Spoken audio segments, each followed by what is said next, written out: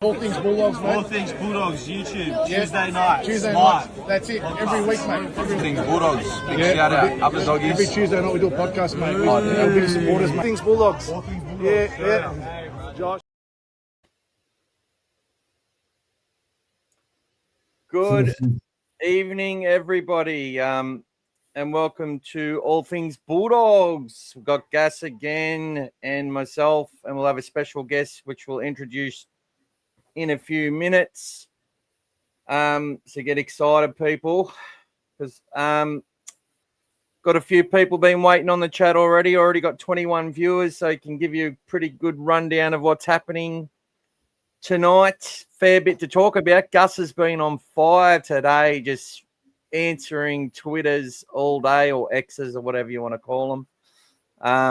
I posted a few, and as I did, there was more coming out. So we're definitely going to talk about them all. But welcome to everyone who's joined. We've got Timmy, we've got Elaine. Good evening to you, Elaine. Zreg, Showy68, Joel McAvoy's on here. G'day, Joel. Welcome to you. Happy New Year to Elaine. G'day, Timmy Gray, who's got a nice, beautiful introduction to us all. And James Formosa, good evening to you as well. And everyone else who pops on to say hello, including Bulldog Mike 75. How are you, Gas? Tell me what's happening, brother. What are you Welcome doing? to 2026, mate, the year of the Bulldogs. That's it. Hey, we've warmed up now the last season and a half, and now we're ready for an onslaught this year. I'm fired up, man. It's going to be exciting. I think it's going to be a really good year for us. Everything is moving in that direction, and it all starts in Vegas in 53 days. 53 days. Guys, big shout out to Gas, who's been doing the every day on his date break defense, and he's put it on All Things Bulldogs. It's been shared across a few groups. Joe Mariana's been sharing it on Ultimate Bulldogs to Berries. You know, so many stats on there, and it's getting a bigger and bigger following every day. So good job. I know it takes a lot of time to actually search that stuff up, so I really appreciate it, mate. And it lines up really well. So number 55, it was the 55th game where we won our first grand final. Is that correct? Correct, yeah. We beat the Roosters 19-6 in 1938 for our first premiership. So that was in our third season, and it took us, 55 games to be premiers. It was pretty good. It was a great game too, but it was exciting stuff. So yeah, lots of stats, a lot of things I've been seeing in there. So always seeing something different. Some very interesting referee stats I was looking at today as well. So there's two referees that we've had that have only refed us 7 times, or we've had 7 wins under those refs. 100% strike rates. So it's a shame that they're not still reffing us now. But that was one of them was in the 70s and one was in the 90s. One of them was Ian Parnaby, you might remember. But yeah, 7 games and 7 wins. But some other interesting stats that we've got. So you'll see those come out tonight when I post number 53. But there's plenty of good stuff as we count down to 0 round Vegas Dragons launch. I can't wait, mate. It's getting exciting, and every day the countdown gets closer. And for us, we're running out of time to get to Vegas. It's well, funny to enough, magically make it happen. Like I'm waiting for someone to start the GoFundMe as the next desperate thing. I'm willing to do tricks. I'm willing to go rancid on people live if they want me to. I'm willing to talk as the dog father for hours and hours. Willing to sell myself in numerous ways to get to Vegas. But look, guys, we've got a few people on now, so that's great. What we're going to do is we'll talk about what's happening around the league a little bit. Some few headlines out there, a lot of stuff to talk about, especially, as I said, we're going to talk about Cassius Tia. I've sort of been teasing it for quite a while, was quite aware of it, but just, I'm never going to say these things. And it's not a case of me coming out saying I know everything, because I don't. don't know everything before it happens at all, but there are some things that you hear about or you learn and you just can't say nothing. Mitch Woods, so we get to talk a lot about that. Jahreme Bula. Now, Joel has just jumped on, actually. He's been messaging me about Jahreme Bula for ages and showing me a lot of some little snippets from the Tigers online forums, similar things to like the kennel.net and stuff like that.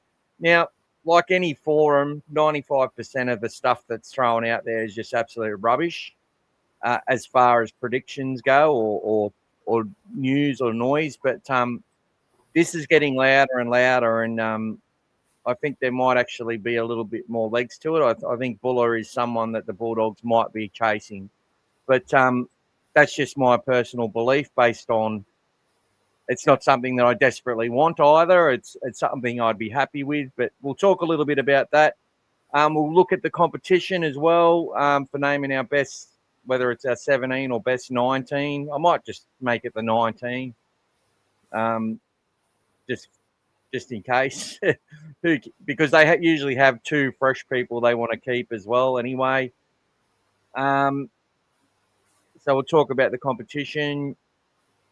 And then we'll get our guest supporter on as well, who obviously we tend to ask these guests we get on a little bit about themselves and their love for the Canterbury-Bankstown Bulldogs. And, you know, plus all of your stuff that you raise as well, happy to talk about as much as we can in the time that we have regarding your thoughts and your predictions and your questions surrounding the Bulldogs and wider NRL and whatever else we're thinking about. You know, as I said, dogfathermedia.com.au. Go to my Patreon page on All Things Bulldogs. If you go there, there's lots of great things happening at Patreon, and they, you know, and the artists and people on there and the podcasters get more of the money that gets deposited there. So that's pretty much it. Was there anything else that you wanted to add to that, Gas, before we move into it? Mate, let's get going, mate. Let's rock and roll. Let's rock and roll. All righty. So welcome to everyone who's joined. We've got about 40, 50 people watching at the moment, which is fantastic. Great to hear. So let's rip that Band-Aid off in regards to, I think we'll talk about Cassius Mitchell and, you know, early stuff heading into Vegas and training. And then we'll introduce our supporter. How's that sound, Gas? That sound good? Oh, Gas is frozen a bit there. Yep, that's cool. I think yours was frozen, mate. Ours was okay. Every time you freeze, you think I'm freezing. It's a funny thing. I'm freezing. No, it's you. It's you. No, it's you.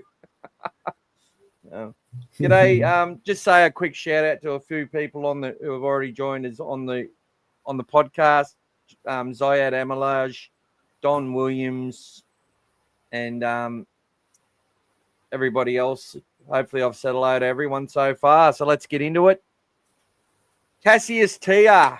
Now, we talked about Cassius a little bit. You know, I put him down as, in one of my articles, as one of the players I predicted to make their debut in 2026. That still may happen. I'm not sure where he's gone, not necessarily understanding the reasons why. But it's just one of these scenarios that, you know, they've got a lot of young halfbacks in the side. They've got Woods, we've got Galvin, we've got Matt Burton in the side. They obviously, you know, people are saying Burton's basically gone. Well, I don't think there's any indication that that's what this club wants, and I don't think Burton wants that either. And it's not just going to be a thing where he's going to go into the centres to accommodate a player that's never played NRL before. So we've got those situations. We've got young Joseph Taupa, who's a lot of photos of him in the preseason. okay. We've got young Matthew Barakat, who looked really good in some of the early SG ball trials. So we get to see more of them. There's a couple more trials coming up on the 9th, I think. Actually, I've got Elaine provided me those before. So lots of trials coming up for the young kids to have a look what they're doing. On the 17th versus Para, then the 24th versus Sharks will be trials for SG Ball. So that'll be interesting as well. There's a lot of our future kids there. So, look, to tie all this back to Cassius Tia, there's a lot of competition there. And Gus, this isn't really popping up openly on Gus's feed, but someone asked about, basically had a crack to say, like, if you put Mitch Woods' defence is no good, and if you put him with Galvin, you've got two halves that can't tackle. Gus just smashed the comment to pieces and basically said, you don't play at Canterbury unless you're making tackles as a halfback. So it's not always about it. As I've always said, you might miss some tackles, but if you're putting your body there and putting your body on the line and getting yourself in front and competing and getting off your line and still trying to play both sides of the ruck, playing the structure, trying to play field position, getting your passing game on, doing all your kicking and putting yourself out there to make your tackles, this club's going to keep on investing. And that's what we're seeing. So the kids that are still playing in our system and getting the pathway there are doing all that. Don't know what happened with Cassius. I believe the kid has a really strong future and could play in the NRL, but who knows? Who knows? I have no idea. But there was some words that he was not going to be at the club, and I hadn't seen hide or hair of him. So from anything coming through and people who have been scouting and having a look for the Dogfather and co. Have said they haven't seen much or heard much. So, yeah, if the writing was on the wall there, it is a little bit sad, but I'm so wrapped in the talent that we've got coming through. And that's hard to keep that talent as well, keep that going when there's really high opinions of players like Galvin, Woods, and obviously you got Matt Burton there as well. So they bring in a Sean O'Sullivan. He's played in grand final winning teams. He's played in grand final winning structures. He's a very good trainer. There's some really good stuff coming out about him, which Gas heard as well. And has been echoed by a few different people. So, you know, he could be another one popping his head up to really push hard for selection. What's your thoughts on Cassius Tia, mate? Look, I mean, if you remember, Panthers, every time they've had success, they've been shedding players. We've started to now build something at the Bulldogs pretty special. And yes, we've brought a few players in like Galvin and a few others that, you know, every time we bring someone in, someone has to, fall further down the pecking order. Some of these players, you know, their managers, as you've said in the past, they start to get a bit antsy and they say, you know, I feel like I can get you a start somewhere. We can get you more money. Because correct me if I'm wrong, isn't Cassius still signed for 2026 anyway? Then they extend his contract off memory. So yeah, they extended him into 2026. So yeah, so yes, it was apparently a development deal.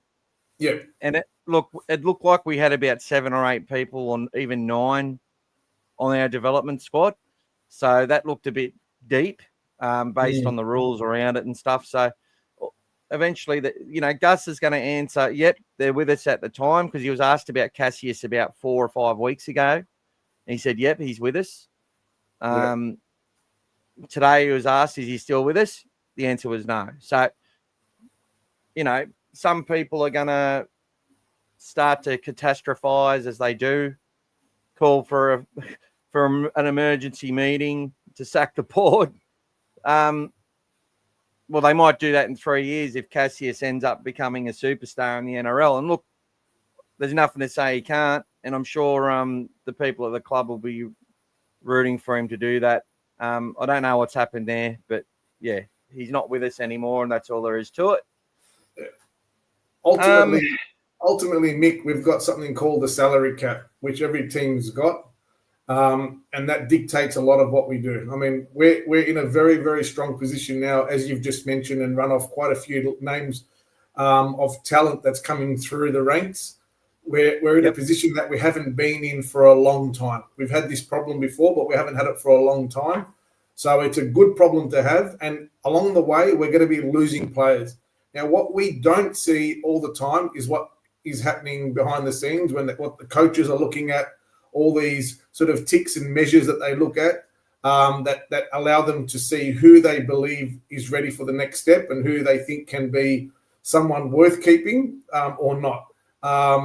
On paper, everyone looks good for us, especially some of the supporters who just get excited. It's same as what's happening at the moment with Mitch Woods and that sort of bandwagon to just throw him straight into first grade when people don't really, have that patience to wait and see exactly what he's like, and he has to earn that spot. Same thing's going to happen with a lot of these youngsters that we've got that are touted as something coming through the ranks eventually. So we just have to wait and see. If the player's been let go, there's usually a very good reason for it. And sometimes the Dogs are not going to be one to stand in the way of a player that may get an opportunity to start their career somewhere else. That's not something they'd want to do. If it was worth keeping, then they'd throw the book at them and keep them themselves. But I think there's a reason why someone like that wouldn't be signed, and we're going to trust the coaching staff and the club, and keep moving with the players we've got now. So, we've got a great amount of depth, and it's going to be good for us to see what's going to happen moving forward with all the other younger players as well. Wonderful, Gas. We're going to move into a couple more topics, and then we'll get our supporter on. Just want to say hello to Dimitra Vlahos, really good friend of ours. It was lovely to myself and Renee and my daughter when we went there, the whole family. And, she's saying hello on the chat. So great to see you, Dimitra. Two children, love the Bulldogs a lot. And, it's great to see. Beautiful people. Also, welcome to Jamie Teamsdale. Put a bloody jumper on. Is it cold in Ipswich or something, is it?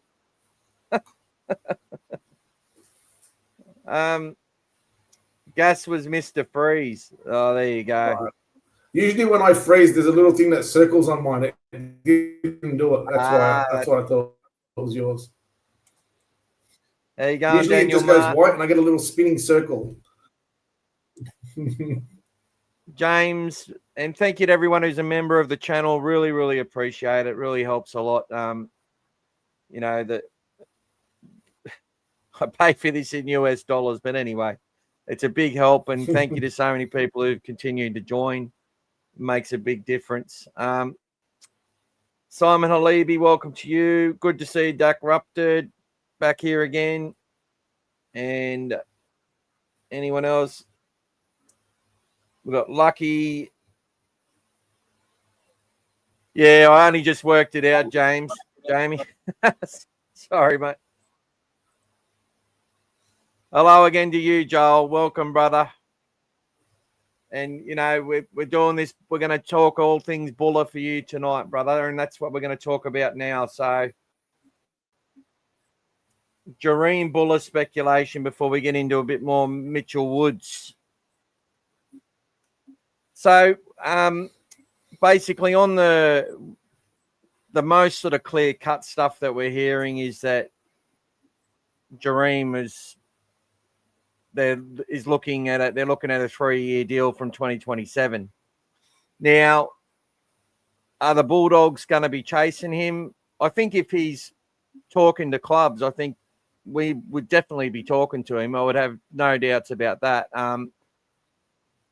But I also think, and this is the big thing that goes along with it, is I really do believe that Connor Tracy would be a priority for them to try and keep him, whether it's a 1-year extension, whether it's hopefully on a deal that suits both parties. So probably not top tier money would be good for the Bulldogs, but I'm sure Connor would come under consideration at many clubs because he was one of the best fullbacks last year. There's no doubt about that for the work effort that he put in.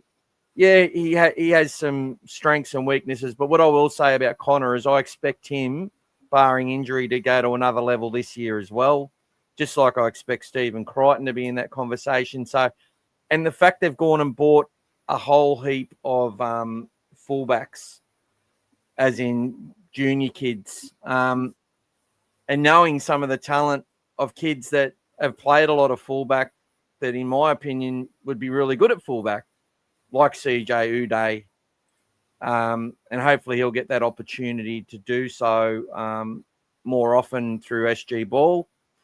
But he's up against some pretty good talent. So the kids that we've basically brought in for that fullback role. Sorry, I'm just trying to get my note. I'm just trying to find my notes. Brenton. We've got David Bryanton, Raymond Puru, Tay Dykes, and also Tay Cochran there. So that's 4 fullbacks. They're not all going to play fullback for Canterbury. But if they're good enough, they might come through as wingers, centres, and potentially as a fullback.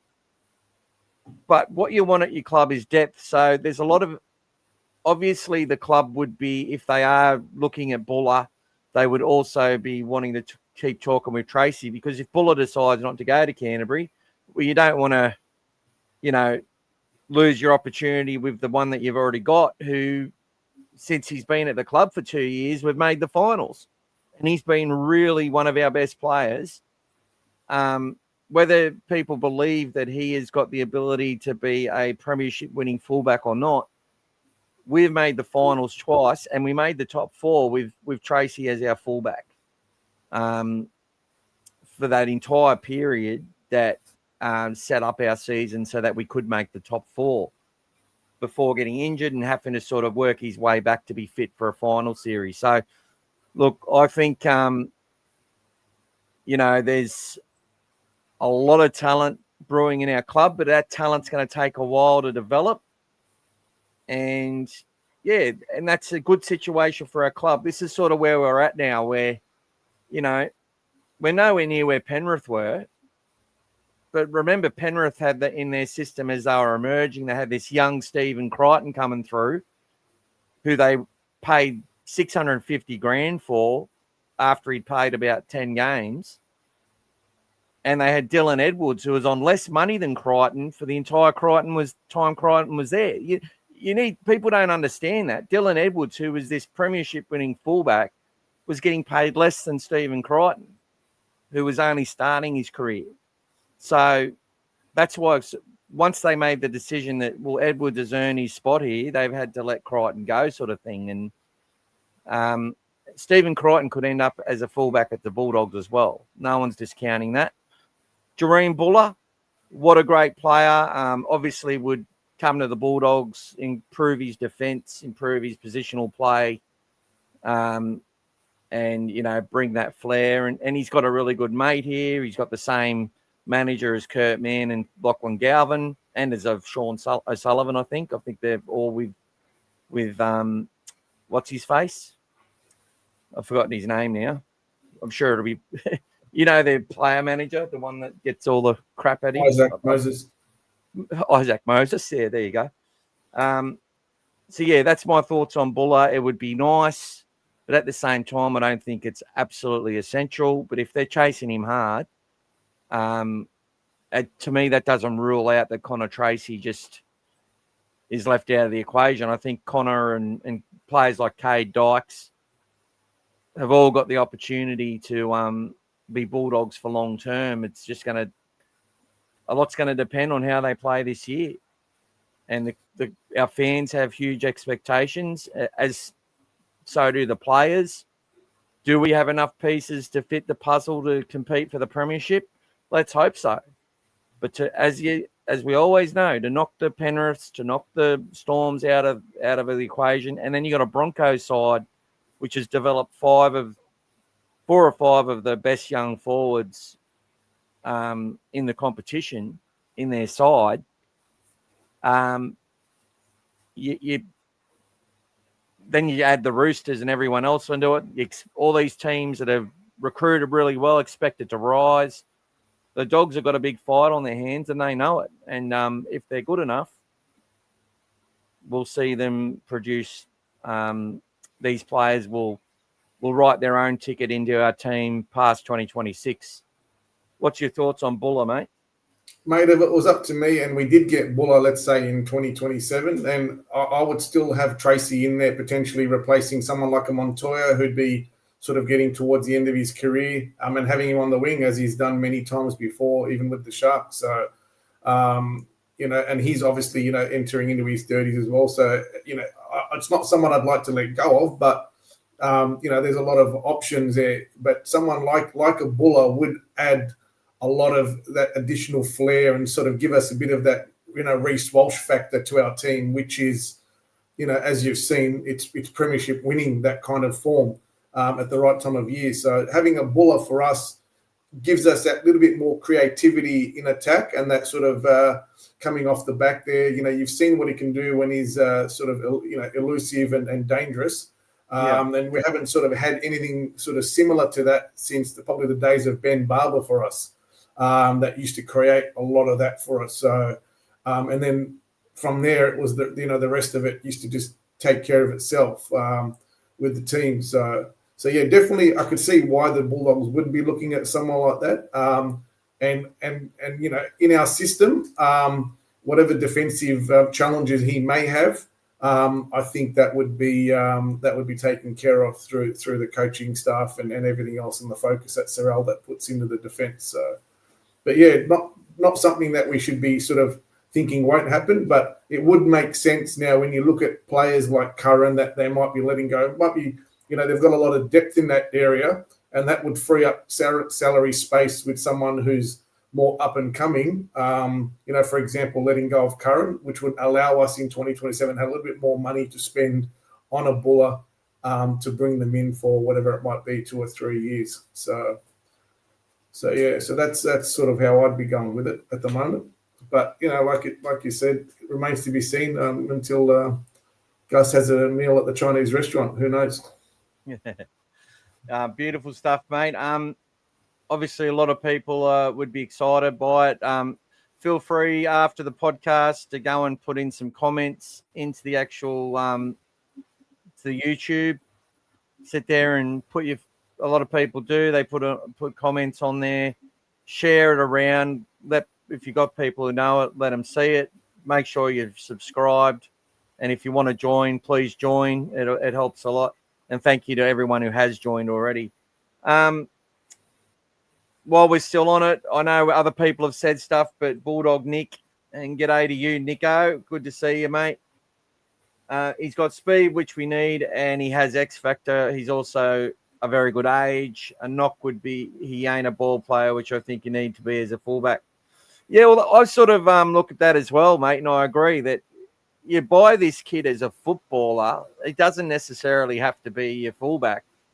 You could have a very good side full of X factor and a lot more depth if you got players like that. And if you can keep a Connor Tracy there, you've got someone who can play centre, wing, fullback, half, 5'8", probably come on and play hooker or whatever, He could play anywhere, Connor Tracy, small lock.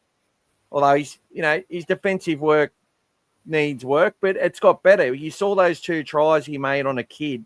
Now, I know that Blaze Talangi is a bit of a rookie, but what they say about Talangi is the reason he's a great finisher is because he's tough as nails. Like, he's hard as, and for Connor Tracy to stop him twice was massive last year for us.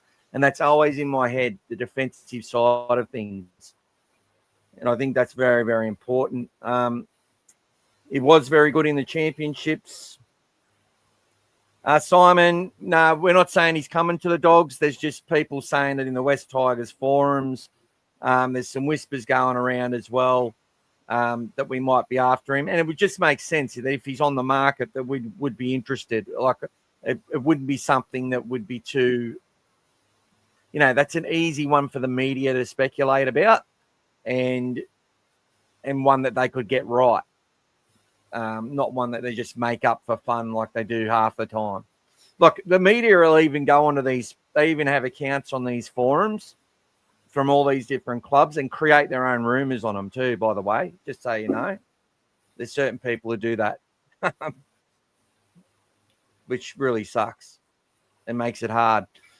Scotty said a nice comment at the start. He read my article about Galvin in Zero Tackle. Please go and give it a read. It gives you the other side of the story. He's already a halfback, so there you go. People saying he's not. Well, go read the article and it might change your mind a little bit. Yeah, Scotty, that's true. Something's got to give. Something's got to give. If you go and buy a player like that, something's got to give. But I actually do want to talk about, Scotty, you're on fire tonight, mate, and I actually want to talk about, this wasn't in our itinerary, but I want to talk about Rennie and Braith. They reckon Burton should go to being a fullback and that Preston and Kikau should get more ball. And I really think, I just think it's ridiculous fan-based commentary. I find it hard to say that because they're two legends of the game that I love watching replays of them often. But can you see why I'm a bit frustrated by that narrative, Gas? 100%, yeah. Like the fullback thing, we've talked about that enough. Like, yeah, okay, you could put. I remember Braith played fullback once. He played terribly. Braith's another one who says he's a 5'8", he's not a half. Okay. Well, why is he playing like a halfback? If he might be a better 6, he might be a better 13. Galvin might be a better fullback than a 7. But guess what? He's one of the best 7s in our club, the way he played. And so much more improvement in him. But the one about Preston and Kikau shits me in a way because I want you to tell the people why I would be pissed off about that, Gas. Well, you're talking about Preston and Kikau. So you're trying to get Salmon out of the picture. Is that what you're trying to say? No. They think that Rennie and Braith have said on their podcast that the Bulldogs don't utilise their best strengths enough in attack. I don't agree, mate.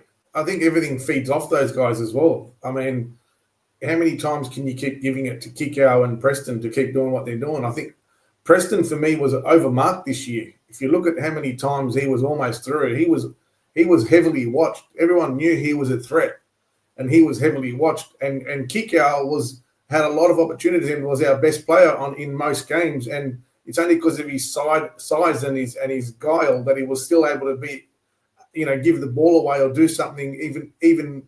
And everyone knows how much he's always a danger with his offloads and what he can do. So, and look, to be honest with you, Preston, who set up Preston all year?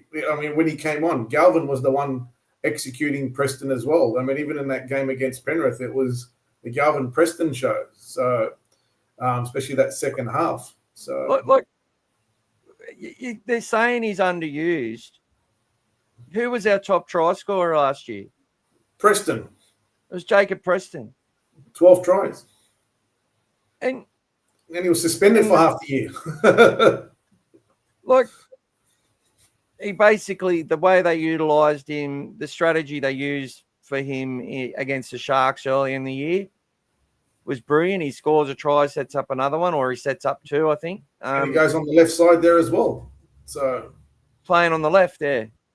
Yeah. And kick it. Like, they're there. Their number one thing is that they're our animals in defence, both of them. They lead kick chase, they lead intensity, they lead speed.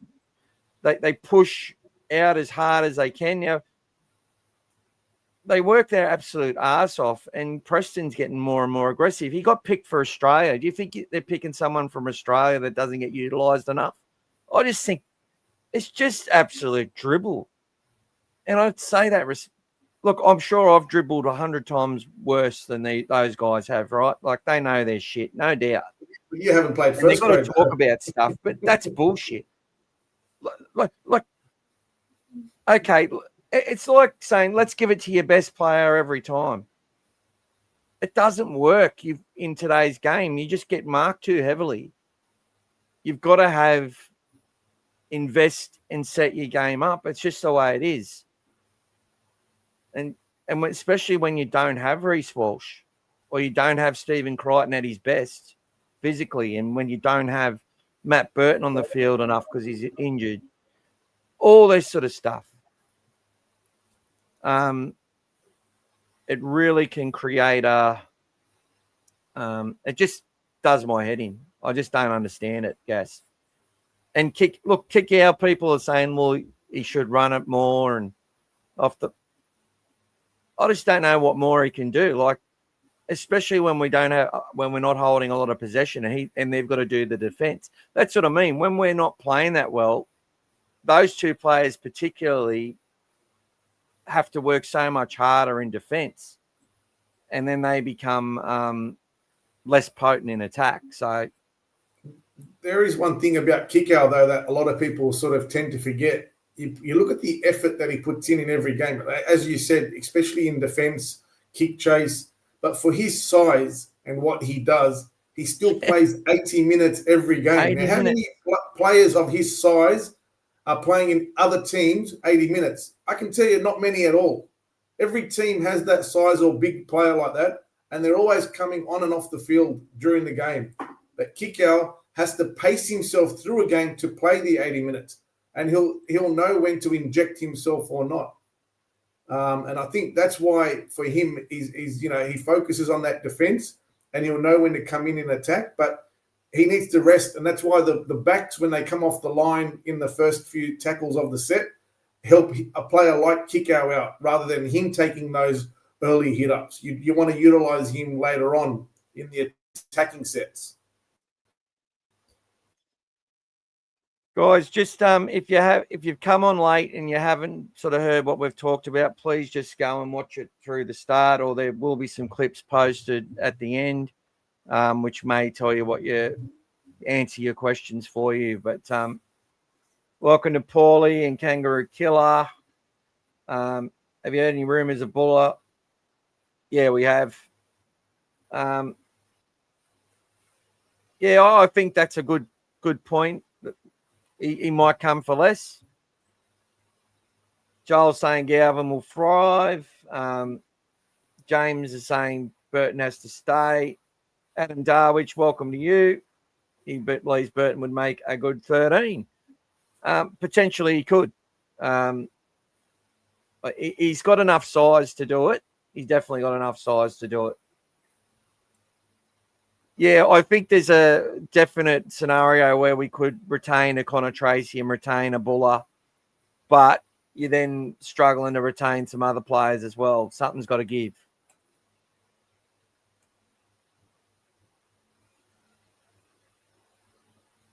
The Dogs can't shift at the moment. They're the best in positions at the moment. Either way, it is what it is. Well, look, a lot of people would move certain players out of the side for other players, but I've had a few debates on social media regarding it. People talking about Salmon all the time still. He's a daily feature on our podcast. I might have to try and get him on the show just to let him answer some questions from and see how tough people really are. Not sure he'd be up for that, though. But I don't think so. no. Well, I'm pretty sure he can give as good as he takes. From what I've heard about him, but Just ask Ricky Stewart. just ask Ricky. But look, what people don't understand is this guy's communication. He's a leader out there. He's a communicator. He's helping people be in the right spots at the right time. He's setting the tempo. He has bad games. They all do. But if you're basing it off your stats on how many times they run the football and all this sort of shit, all I know is since Salmon come to the club, our defence on our goal line has been so much better, and he's one of the players that really drives that. And you take him out of the team and we leak points, it's just been a common denominator. When he hasn't played, we've started to leak more and more points.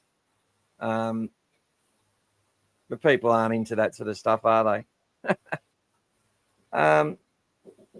Yeah, the game's changed a bit since Brayford and Rennie, but look, I think you put a headline will get more people to watch your show, which will make you more money, which makes you more investable commodity. And they're a couple of great mates. They love each other. So, I don't think they're out there to hurt anyone. And they stand by everything they say as that's just their opinion and what they believe. But I've been around the media game for quite a while, and I can tell you now, you don't, if an opportunity's there, you take it. But I honestly believe that's their thoughts. But if you would actually strip it back and go, what more can these people do on our edge? Like, seriously.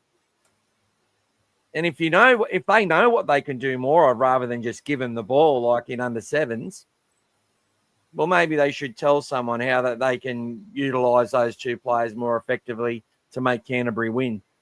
The how would be what I'm interested to hear, not so much the just do it. Doesn't make sense to me. Yeah, the back rowers. Yeah, it might be a little bit bad internet where you are, Kangaroo. There might be some bad internet in our feed as well. Sorry about that, bro. If you watch the replay, it shouldn't be as bad as that. Yeah, you can come on again for a guest appearance, Timmy. No problem, bro. Focus on your work, mate, too.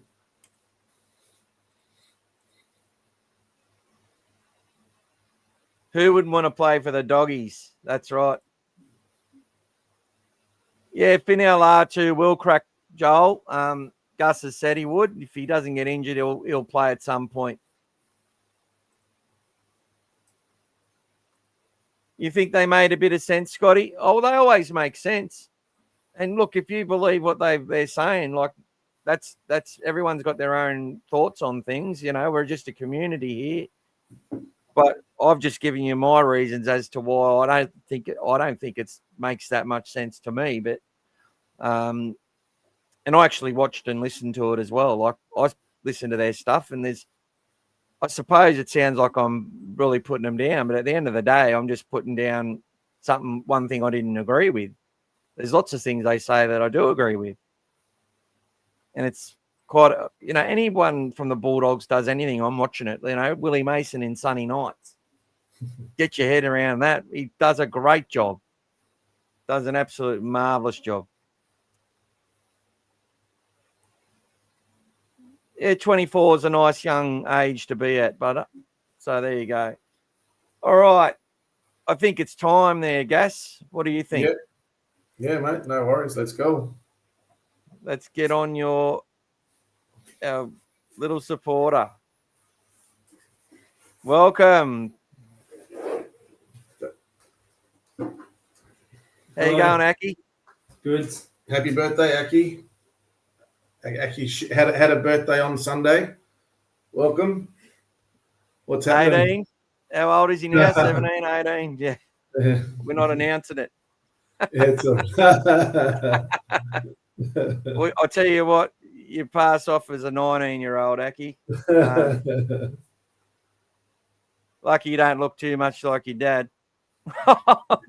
Oh, that's what I say about my kids. No, you're a good-looking man, Gas. Don't you worry about that. Especially in high def. Look at me. I usually put a filter on, but it's not working, and I feel like I've got no makeup on. So how have you been, Aki? Good. You getting excited, mate? Yeah, I'm excited for this year. Excited? If people don't realise, Aki won tickets to the grand final because he won a competition with Emma Lawrence was doing the competition. They were all there on Channel 9 on one of the grand final shows. Was it on the Thursday night show? Yeah.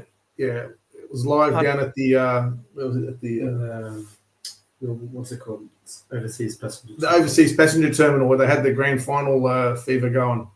They were broadcasting live on Channel 9, and he was there and had to kick a few goals and won himself some tickets to the grand final. So yeah, That's amazing, mate. Like, that's how good is that? Like, and it was a good grand final, even if it was two teams we don't like too much or like talking about too much.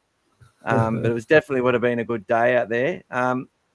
So what's your thoughts on Bula? what do you reckon with Buller? I don't know. Would you like to see him in the Bulldogs? I'd like to see him in the Bulldogs next year. He'll be a good player next year if he does come. 2027. Yeah. Who's your favourite player? Josh Curran. Josh Curran. I did a big shopping list back in 2023, and I said these are the players I want. I want Josh Curran. I want Terrell May.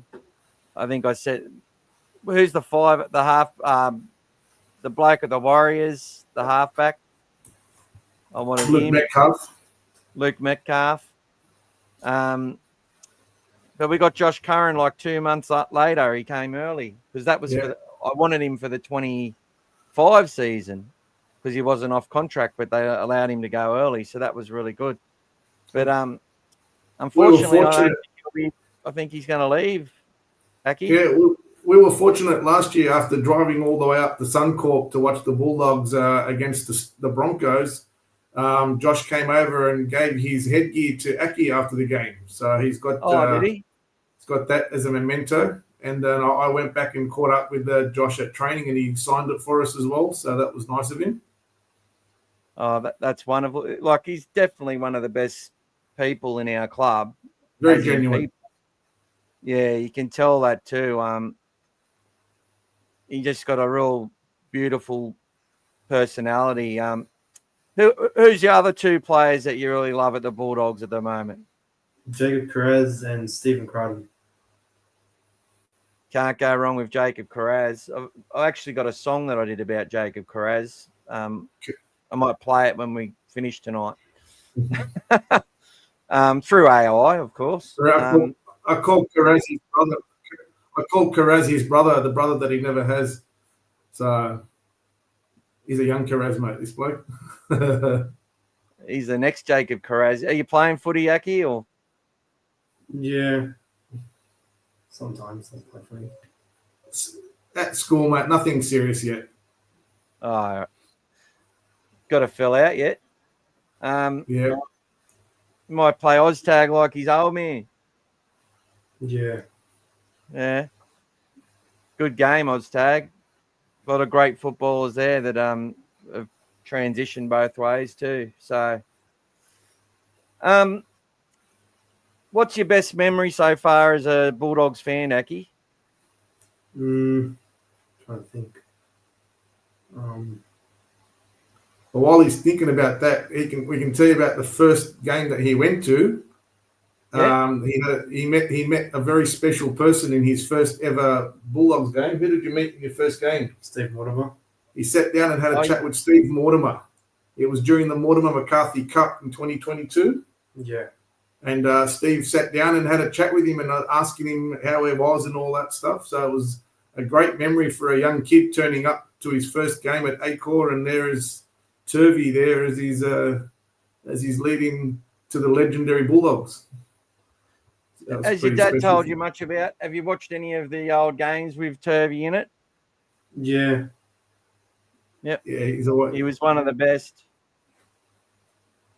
I reckon he played fullback in today's game with a 10 metres and no sort of halfback covering, because he's the best cover defender the game's ever seen.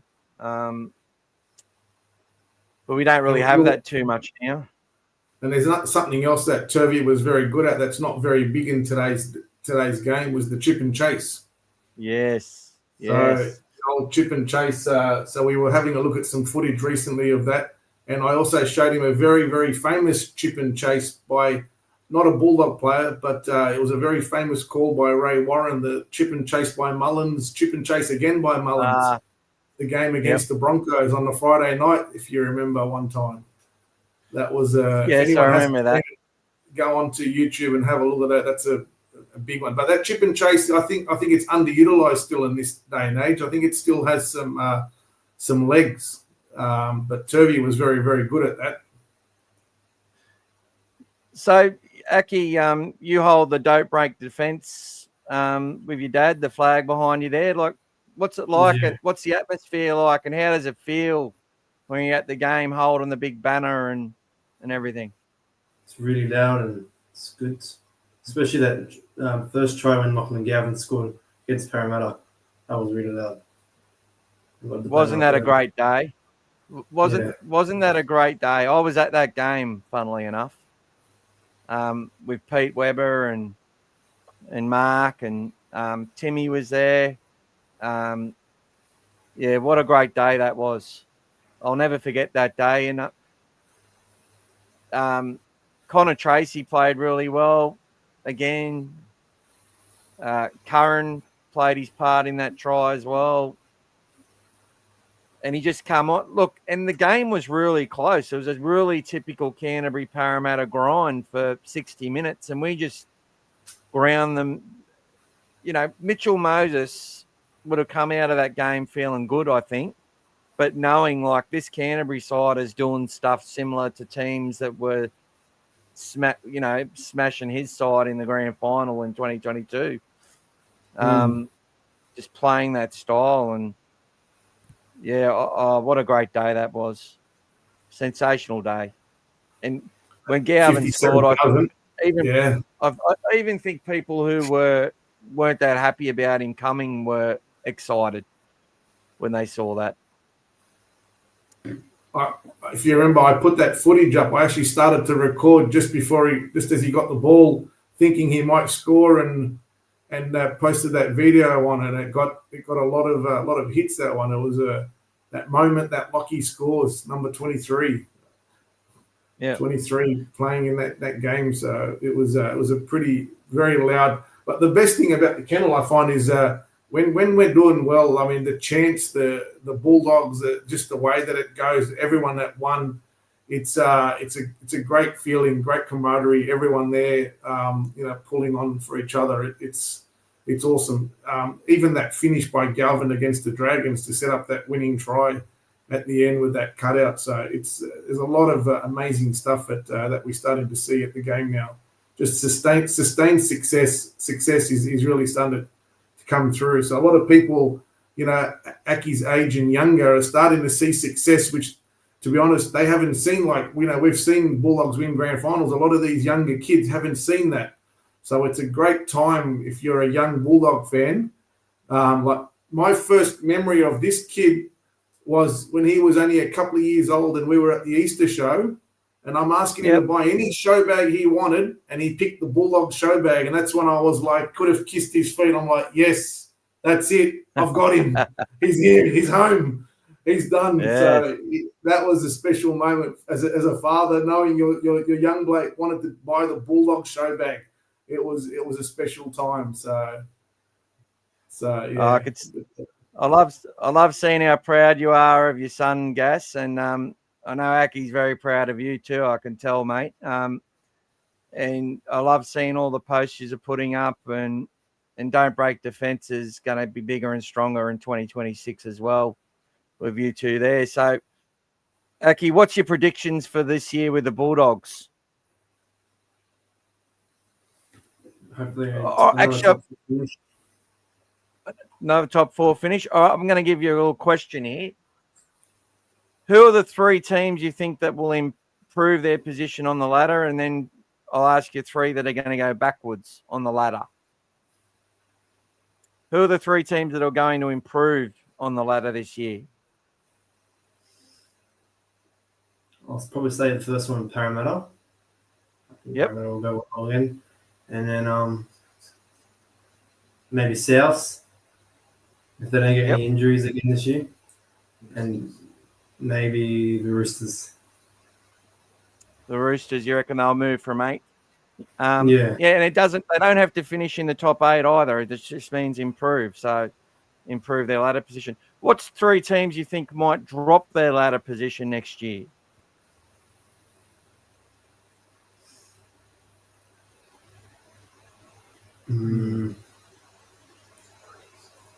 Maybe the Wires.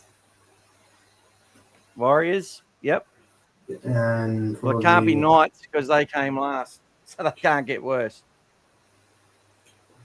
maybe Canberra after losing straight sets. So maybe they'll go downhill again. Without Fogarty. No Fogarty. One more, buddy. Just to put you on the spot. Maybe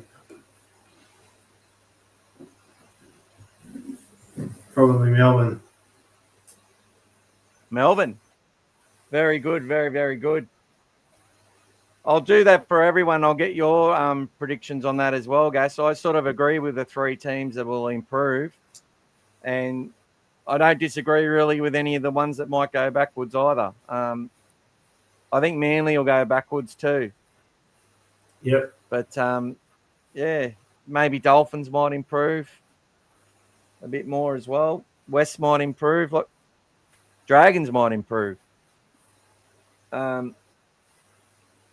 It's an open season, mate. All It was right. a great season in 2025, and it's going to be another open season next year. It's the salary cap's doing its job right now. It's a fair playing. Everyone's, on their day, anyone can beat anyone. So it's great viewing at the moment. One last question for Aki. What's the best crowd you've been to so far? So what's the best, other than the King's birthday game where Galvin scored, what's been the best game you've been to this year or last year? Friday. Like the Good Friday Good Friday against the Rabbits. And probably another How game. good was it? Was the Roosters game at home. That was another good one too. It was in the rain, but we didn't have Burton, did we? Bailey Hayward. Oh, yes, we did have Burton in that game. But Bailey Hayward made that break to give the ball to kick out to get us started on the comeback. Didn't Burton score under the That would have post been- with one of the zigzag runs a bit? Yeah. Yeah, one of the runs cutting back and Cherry beating scored like as 6 well. players. Cherry did the And same. Cherry scored as well. Yep. And Sexton too. And that was the And Marky Marky Mark try that he tried that scored. day as well. Well, that was the Yeah. only points they got after That half was a time. great Yeah. game. Yeah, that would have Even been the amazing to be at. Manly game. It The was Manly great. game was a great atmosphere as well at Allianz. That sort of 30-year Yeah. anniversary game. That was a pretty special game as well. Yeah, well, thanks so much for coming on, Aki. Was there any comments you wanted to talk about or anything you wanted to add before you go play your PlayStation or anything? No, I can't think of anything else. What are you playing on the PS? Fortnite. What game? Fortnite. Yeah. And also there Rugby you League go. 26 as well. I still haven't opened it. It's still up on me chest of drawers behind me. There you go. There you go. Well, shout out. No, Aki doesn't drink, mate. He'll never drink. He don't drink, buddy. Hey, He'll be like his old man. He'll drink mocktails. that's it. And nice. The new Hasm. All right, let's get into it. And while you're on, You're Hassan, welcome to hang around too, Aki. Welcome Yeah, just to that. hang around as long as you want. Hasn't used to have a anything different you wanna nickname at school. Mick hasn't used to have a different nickname at school before he became El Magic. He had a different nickname at school. It still started with the L, but it was not El Magic. It was El Muscle. He was very nuggety at Muscle. school. El Muscle. So we used to call him El Muscle at school before he became El Magic. He was El Muscle. So, but he got an upgrade on his nickname. I used to work with his cousin at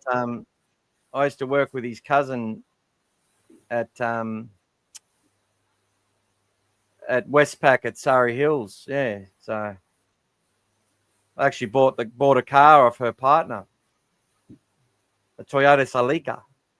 Yes. There you go. So where are we on the chat, guys? Show us the headgear, brother. He hasn't got it here, but if you go onto the Don't Break Defence page, you'll see some photos there. You'll see there Josh signing it for us afterwards. Whoop. Come in. There you go. Just there it is. Signing it there. And then there he is holding it there at Suncorp Stadium. Beautiful. So, yeah, we got it. And there it is outside of Caxton, sitting on the banner. Well, it's not coming through. Yeah, it's all right. But so he's got it in his prize collection, mate. So it's all there for him. But good times. Hey guys, if you're on Instagram or Facebook, follow the Don't Break Defence page, and you get to see all that stuff. And often Gas will do live videos, so you get a feel of the atmosphere and stuff if you're playing from home. And lots of good stuff happening on the page. Does a lot with all things Bulldogs. Well, let's get back into some of the chats. Thanks to everyone who's interacted and said hello to Aki as well. Been really good. Paulie says he agrees with Braith and Rennie. We need to use our back rowers better. Too often we're running shape with nothing on them. They just lay up the back row for a spot player, give a hospital pass. Look, I don't agree, Paulie. I think there's definitely games where they could have used them better. Of course, there's going to be games where you reflect and go, we could have done that better. But as a whole, Preston was our number one try scorer. And Kickout was involved in a heap of stuff that led to tries. And sometimes it just depends how the game's going. You know, if they might want to, that might be part of the plan as well. It usually is. It's usually very much part of the plan to continue to just grind away and get things happening. I know the rugby league coach, though, like he talked about our attack a fair bit, that sometimes we be a bit predictable and only attack at certain times at certain spots. But sometimes the teams will do that. I say this all the time. It's about energy. Now, it's like this. If Reid Marnie runs every game, right, he's not going to make as many tackles. He's not going to be as effective, right? He's going to miss more tackles. If he's kicking more, it's going to tire him out as well. So all these things happen. If a team's running downhill, they've got lots of possession, well, then these players can do a bit more of that. But if the game's in a grind, the players know their roles. And sometimes it is just keep the tempo going, keep them down there. You know, I've heard people criticising Kickout for not competing for the ball and just tackling the player who gets it off a kick chase. Or people say also we don't do enough competing for kicks. And I'm like, maybe that's something we could do. But obviously the game plan is they want to nail the winger catching the footy or the fullback. And they want to turn those big, because they've kicked the ball a long way as well, they want to turn around that big forward pack and have them struggle to get back onside, make their wingers and fullbacks work it off their own line, tire out their team, and then everything becomes easy. You know what I mean? Like, And then people have these comments, oh, too often we're just running shape. Okay. But I could criticise every side about that. And as we also say, you don't always have a Reece Walsh. Sometimes they probably shouldn't have done that poorly. They probably should have went to Kickow or went to Preston or Curran or whoever was bloody out there.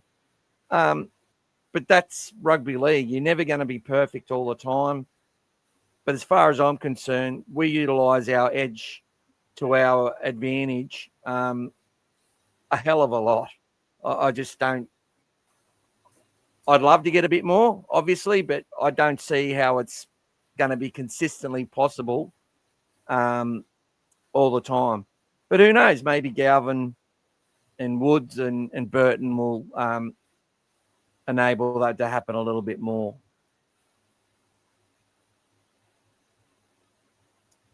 Paulie also added, we should be running better plays with them like a double lead, as SJ did this for the Wars. But that's the halves. Yeah, that's what I mean. It's a team game, Paulie. You're sort of answering your own question, you know. It doesn't just happen. So, you got any thoughts on that, mate? No, mate. Mates? It's all pretty straightforward, like you said, mate. Yeah. Nothing much more to add there, mate. We've already covered enough of that one. Is that Dr. Has George any other Proponus? team had a doctor as captain? Who was a doctor? Dr. George Proponus? Oh, that's right. There you go. And would that also be the New South Wales captain as well, wasn't he? Or he played for Australia Well, I too, think didn't he? Australia, I think. that might be a good quiz question. I don't think you could Timmy call Martin says number Miller 20. a doctor, but he wasn't a captain.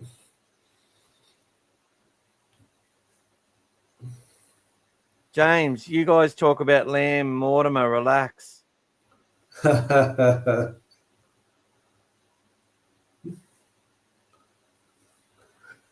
We can talk about them. It's all right. We've seen them play.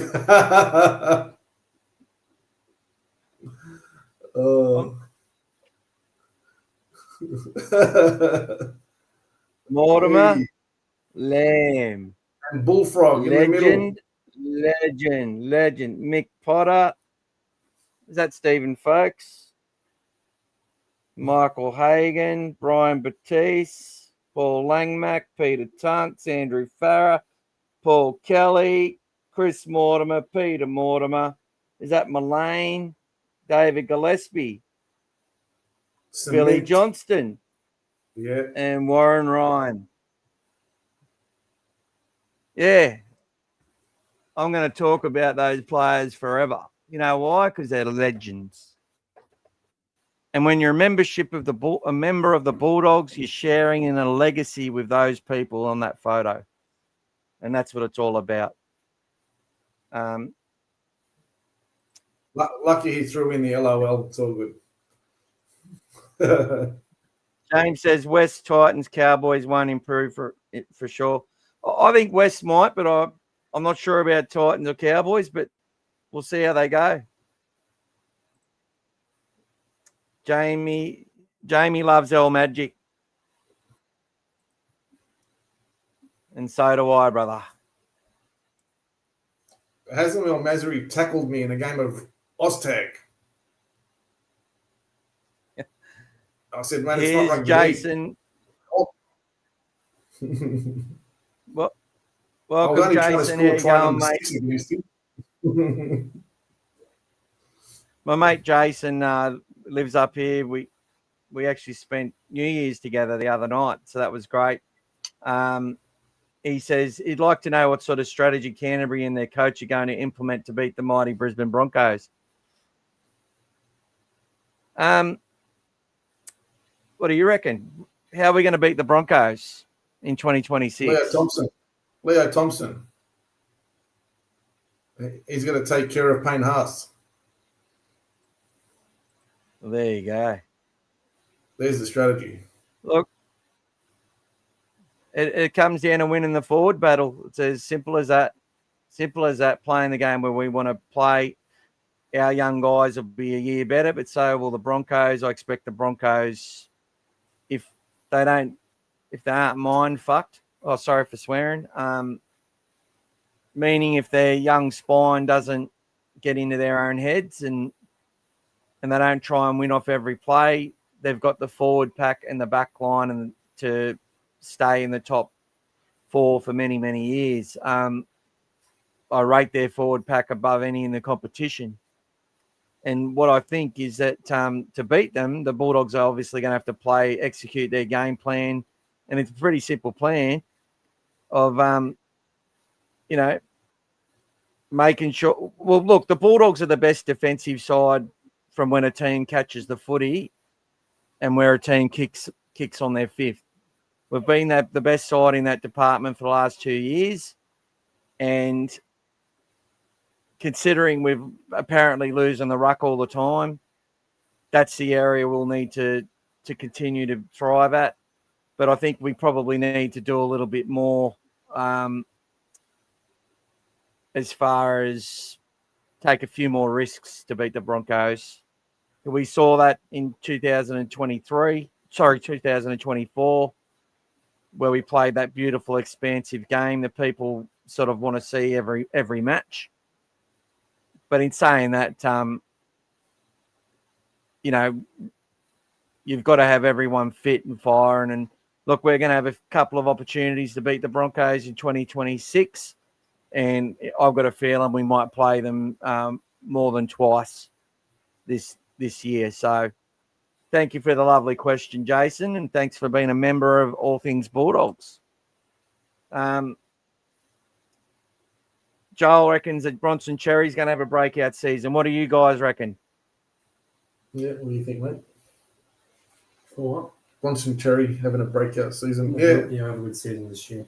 I think he's still getting his form back. I think he's still very, very strong defensively, but I think he still hasn't got himself going attacking wise in the way that he wants to play. I think he's probably the best try that he scored last year was the one against Manly where he sort of carried a few over the line, including Tom Trbojevic when he beat them.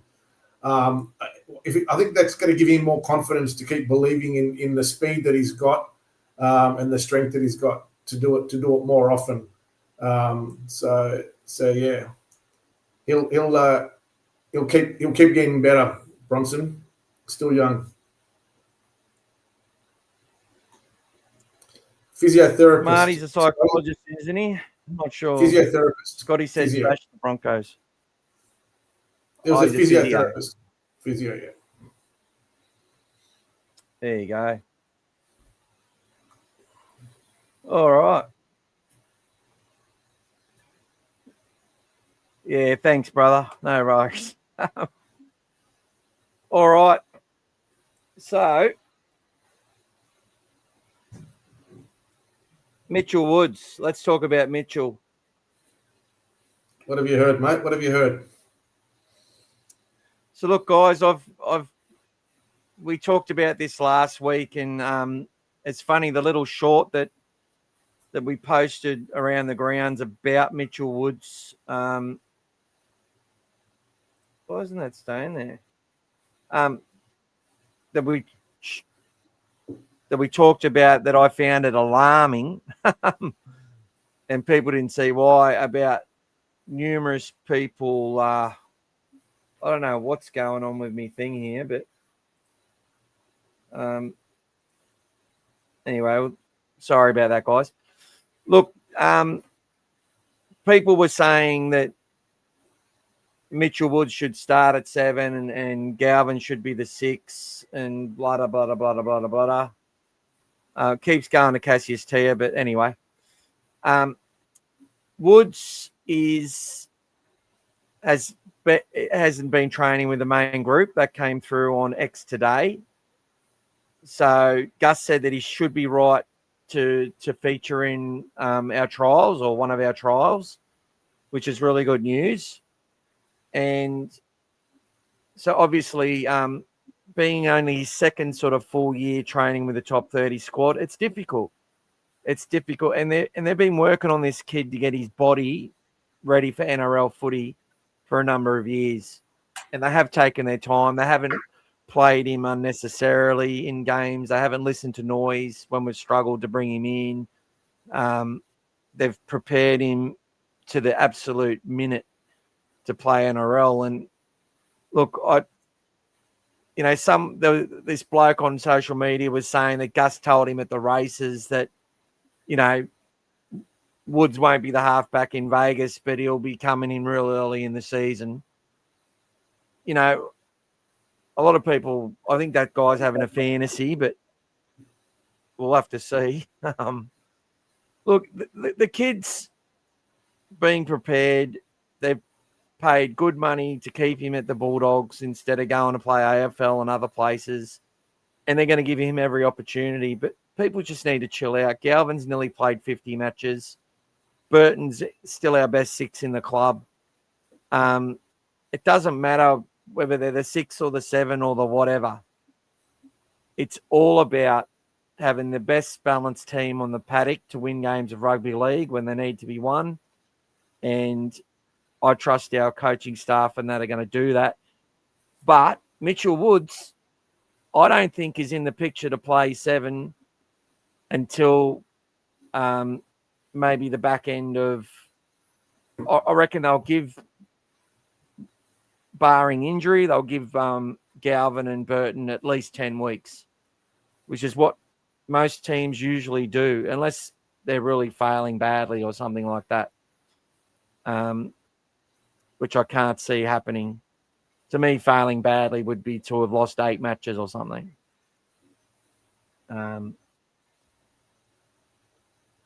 Although other people would say, that's striving for mediocrity, that you should be winning, 8 matches is good.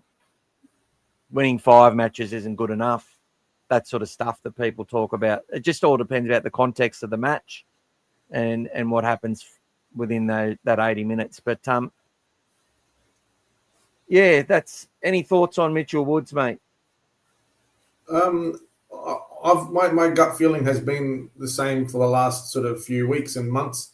I think he's going to potentially feature during Origin time, and it could be, someone that was coming off the bench. But I think depending on what happens with this rule change, so apparently with that rule change, they're going to be trialing that in the trials to see how those 4 changes look, and if they do come in, then they might roll it out. But if they do go to a 19, Woods could be someone that would be sitting there in that additional 6-man bench and may feature earlier than expected because of that, if we do have an injury in the halves or something like that. But I think he'd be potentially a bench player and potentially around Origin time if everything, subject to injuries and form, etc.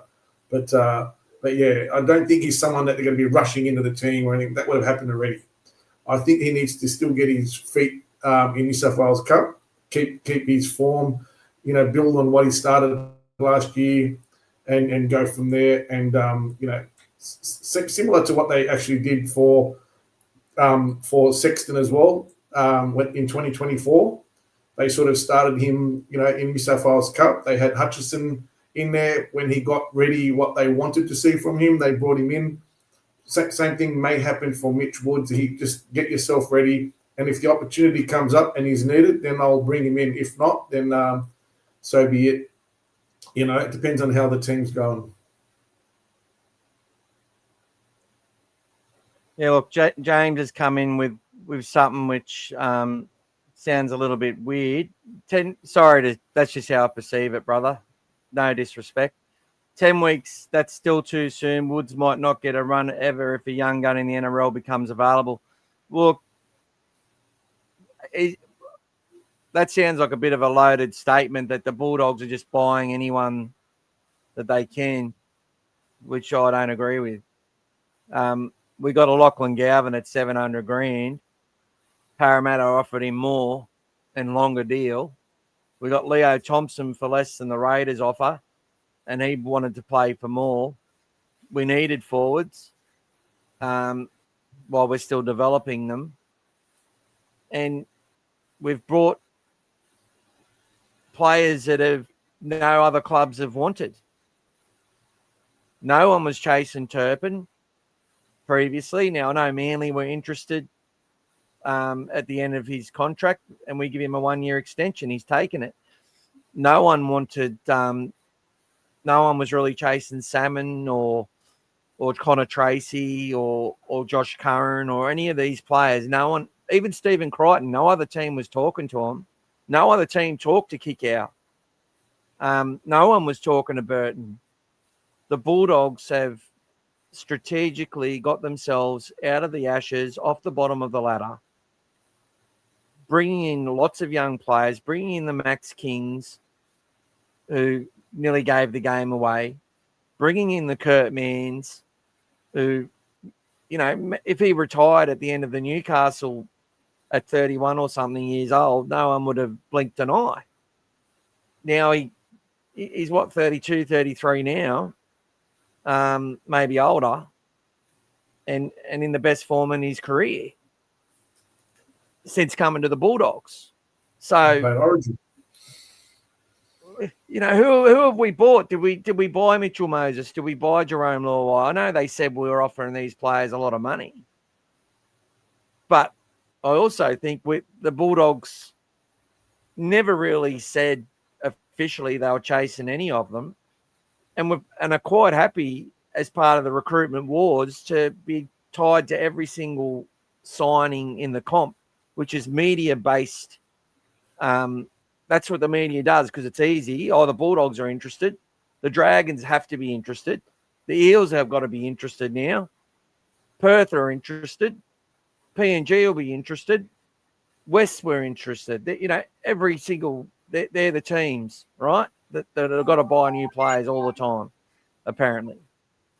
And I don't know if I've misinterpreted what you've said here, brother, but I will say that read the next comment. Mick, read the next comment.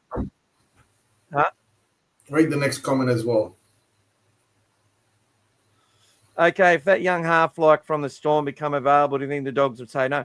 Are you talking about Jonah Pezze, who has gone to Parramatta and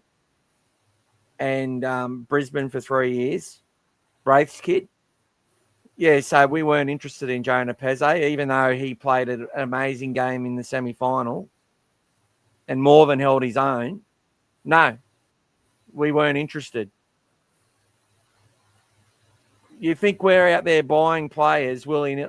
If opportunities come up in your cap and you can act now, of course you act. Any team would act.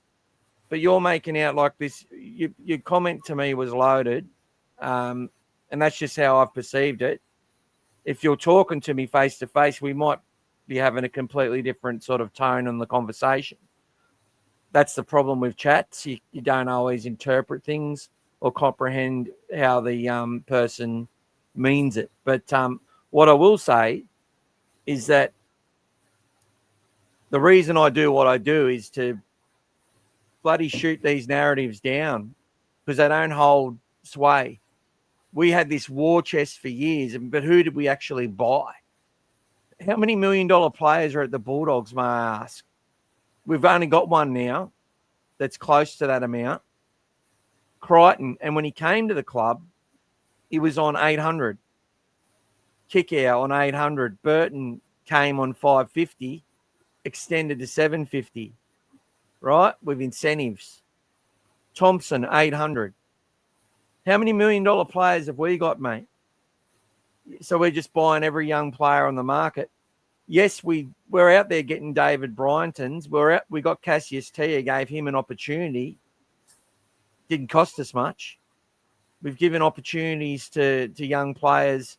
We brought in Carl Luapu. Now, we paid a $500,000 transfer fee, but that didn't come from the Canterbury-Bankstown Leagues Club. That didn't come from the Bulldogs members. There's a private sponsor who paid that. And he was also given a whole heap of other sort of kosher as well. And really got fast-tracked into the NRL. And now he's not playing NRL because he's injured. but that was an opportunity for the club because we had plenty of money. And, you know, we had Kyle Flanagan, right? Mitch Woods was 16 at the time. You know, like, what are we supposed to do? We're bringing we've got our juniors. We're bringing in other kids from other areas because we've only got the 13 junior clubs, right? We've got our pathways on the mid-north coast and Coffs Harbour and stuff. We've sponsored us. We've got a partnership with a New Zealand school that produced, you know, Sean Johnson and a heap of other players from New Zealand. We've got our sponsorship partnerships now with Fiji as well, which is really good. We have to do that because Penrith have got 14,000 juniors, and a lot of them are really good. We've got, 3,000 on a good year, that includes our girls as well. That's just in our area, right? So what are we supposed to do? Competing with the Broncos, who have got 15,000 juniors signed up for this year already. How are you supposed to compete when you've got a third the amount of kids? You have to have a mixture of signing the right people at the right time. You've got to have people come in that you know you can trust to do a job and play a role. And you've got to have the kids coming from other areas to put pressure on the ones we've got in our system to make them feel vulnerable, to make them feel like they're being overlooked. Because the ones who handle that pressure and ascend when that happens, they're the ones who become our long-term Bulldogs players from our local junior clubs. And it's not always a good story. And as Gus says, 2% of them make it, 2 in 100. Yet people are so fixated in this bloody bullshit that we're out there trying to steal players or take any young player that's on the market. And if that was the case, we could have got, you know, we've got kids who we've got people in our system with really strong relationships with heaps of young kids across the game. Suafal Longo, you know, great mates with some of the juniors that were in our club. We never chased him. We didn't chase every young kid out there. Galvin came on the radar. We got him. Mitchell Woods. Why wouldn't you fight for him? Right? I just don't get it. I don't get where these burning interpretations come from people. You know, I read it and hear it every day, and that's why we do all things Bulldogs, because I'm going to stick up for our club. You know, and never apologise for that, ever. Scotty says Kurt Mann's playing the best footy of his life. 100%, brother.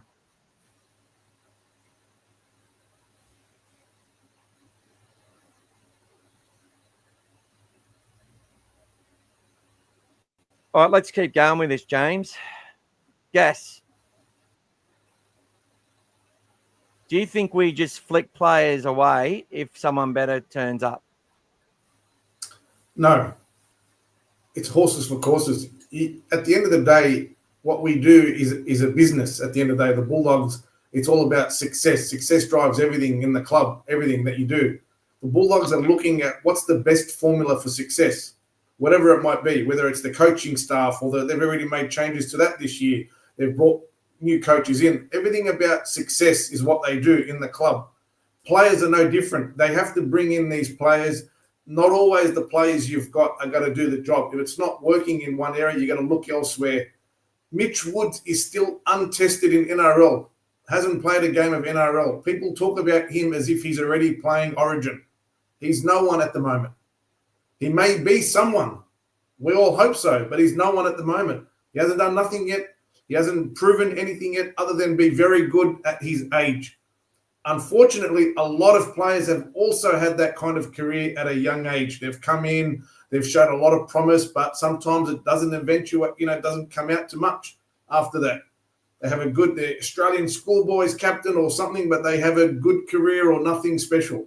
We're trying to get him right, get him ready for that. Now, if he wants to stay with the Bulldogs and play, great. We'll help him get there. If he's good enough, he'll become someone. But if he wants to just play first grade and he doesn't care where it is, and the Bulldogs are trying to be patient with him and get him right, and he wants to go, then go. Same as what happened now with Jonah Pezzett. When Munster and when those guys sort of re-signed, that's it. He goes, I'm out of here. I want to play first grade. I don't want to wait around. And off he went. When Jahreme Hughes ended up locking in his contract, off he went. So players at the end of the day, it's all a business. Now, the Bulldogs have had a lot of players coming and go. If you look at our roster from 2022, 2023 to what we are now, we've turned the whole thing over. We had some good players come through that were, started this ball rolling. Nick Kotrick, and we had, obviously Josh Adoko. All these players come in when we still hadn't done much yet. But now we're a destination club now. People want to come to us. And they've just, as you've just alluded to, they're coming to us for less as well. So now we're a team that people want to come to because they see us on the way up. So it's a business. People want to play in successful teams. If it's not all about the money and you want to have success and you want to build a career, people want to be at the Bulldogs. Now, some people get too excited, too eager. So like you said, 2% of players are making it. Not every one of these juniors we've got is going to play first grade. It's reality. There's a lot of players like you. Mike was highlighted a lot for all of you who've listened to his podcast and even seen some of his videos. He highlights a lot of these kids that are playing in these junior, lower grades that don't even get a cut, don't even get promoted to the next level. And a lot of them are not even getting any feedback. There's no comment.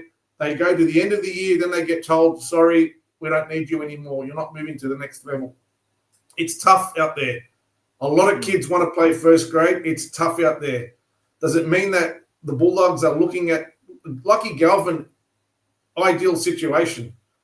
Came on the market. Gus can say whatever he likes about him whenever he wants as a commentator. But when he came on the line and he said, I wanted to leave the Tigers, anyone would want to listen. And if you listen to Lucky Galvin, it was this close to going to Parramatta. It didn't mean he was coming to the Bulldogs. It was only his chat with Seraldo and his ex-coach from Westfield that basically got him to come to the Bulldogs. And he's a mature 19-year-old at the time or 20-year-old now. They're not just because Mitchell Woods is the same age doesn't mean he's at the same level. Everyone's got a different level, different age. Freddie Fittler started at 16. So I think everybody just needs to be a little bit patient and just trust the system, trust what's going on. At the end of the day, the Bulldogs, like every other team, are trying to employ people that are going to win games and have success and have a great culture.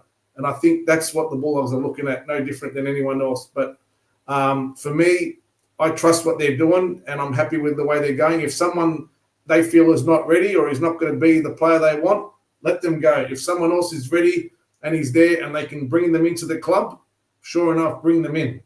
Like you mentioned, Killer Man there and these other players. When the Bulldogs recruited these players, they didn't just sign these players because of who they are.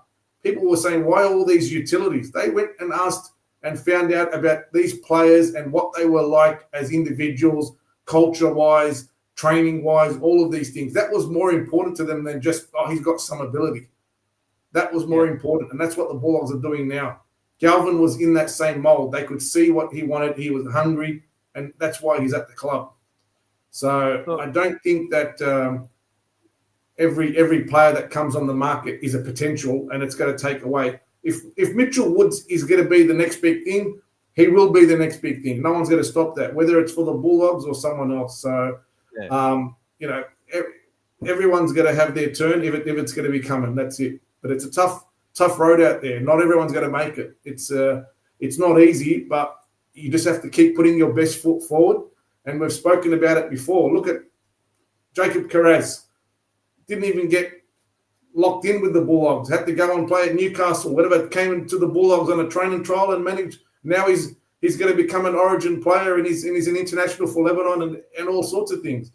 So you don't know which way. You just got to keep, as a player, as a youngster, keep putting your best foot forward. Be patient. Your time will come if it's meant to come. That's it. But don't just expect it to be handed to you. People expect that in supporters as well. Oh, he should just be playing. It doesn't work that way, guys. Just keep the patience and let them come. Yeah, really well said, mate. And we'll finish off that in a second. James is still James still sort of basically wants to debate the point, and he can only sort of do it in his little sort of chat there. So to finalise my point is, yes, the NRL is a game of hot potato. No, of course it is. You've only got so many spots. You've always got people coming through, and you've got people who are struggling to hold on, and you've got other competitions throughout. It is always a moving piece. Your plans always change. No one's denying that, and no one's that stupid to believe that. But the good sides have the greatest stability in their roster for a reason. And when you're so far down the pack like we were, you have to turn that squad over pretty quickly, which was done very quickly in the right way. A lot of promises were broken that were made by others, obviously, even by the people there now have made some promises they haven't been able to keep, because that's how the people on the end of it see it. But at the end of the day, good sides keep the core of the players of the team that are going to win them a comp or have them competing. And there's always collateral damage. You want to have a spine that you can keep together for as long as possible that's going to be able to develop together and win a comp. Penrith have done that. Melbourne have had pretty much a similar spine for a very, very long time. Now, they've just lost Pappenhausen, but he missed a lot of games anyway. Their half, Jonah Peze, who is he the young gun half? Have Melbourne got another young gun half? I've not heard about him.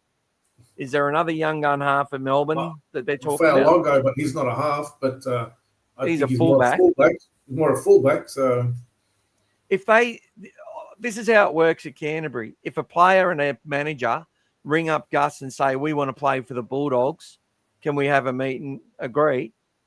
And all right, let's see where we're at. They come join together, they have a talk, and they have a Chinese meal or whatever it is. And Gus finds out if the player's a good person, if they're going to fit within our culture, and then finds out what they want, what they expect to earn. Now, if that thing isn't going to align, and they know that from the start, they're probably not going to have a meeting. But if they're going to fit in with our squad, and they're ready for NRL, and they're ready to make us a better team and build us a better legacy, of course he's going to talk to people. Of course. But no one was. But the reason I'm saying is no one was talking to the players that Canterbury were talking to. We've brought so many players to this club that wanted to come here for a start, didn't want to talk to anyone else, and a whole. We haven't had to really go out there and fight hard to get players that we wanted. There had to be an intention to come to the place, first of all, a desire to be a part of our system. And if there's any sort of sniff that the person is more just involved in, if they're not all about footy and they're about money, they're not going to come to the Bulldogs. Simple as that. So, look, I get your point. Yeah.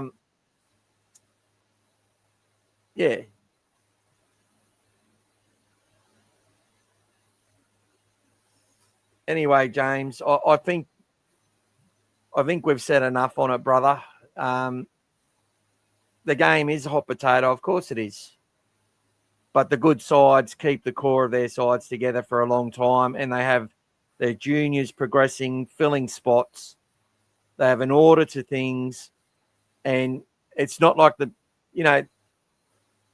Panthers lost a player on big money to bring in a young kid from another system to fill a hole, whilst having a heap of their future spine players just decimated by other clubs. And that's what clubs are doing now. They're getting kids younger more so than getting ready-made people to join their club, because it doesn't work. The Dragons just signed Keon Kalamatangi for 27. Now, he's not going to fix their problems but if the Couchman brothers and King Tongia and that other massive beast they've got was in the same team as Latu. If they all, plus that other fella with the blonde hair who's a fucking champion playing in the back row, I forget his name, but he's going to be really good. If those guys have developed this year and really step up and get games under their belt and get seasoned in the middle to do their thing, Kaloa Matangi will join a side which is ready to go, you know what I mean? But the Bulldogs weren't going to go and buy Kaloa Matangi because we've already got young players we've identified and built through our system that are going to do the same thing. When it comes to our halves, there's a whole bunch of kids there who want to play halfback for the Bulldogs. And so it's not just Galvin, it's not just Woods, it's not just Burton. There's a whole bunch, and not all of them are going to make it. But we're not just going to go out there and buy a bloody halfback. We don't need to now. Unless the ones we've got don't perform. Simple as that. But if Jahrome Hughes comes on the market, you reckon we're going to talk about him? No way. I can't see it. We weren't interested in Tino. We weren't interested in Huss. Our sponsor was. Our sponsor was interested in those players, but not the club. Anyway, let's move on. I think Scotty's saying that Lomax held onto the hot potato too long and got burnt big time. Well, there you go. And yeah, I sort of feel a bit sorry for him, mate.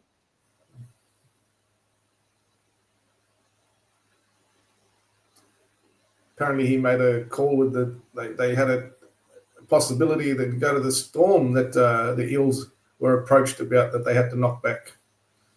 Yeah. Interesting. Well, someone asked me today whether we would get Lomax, and I'm like, well, he's not allowed to come to us. And Gus does like Lomax.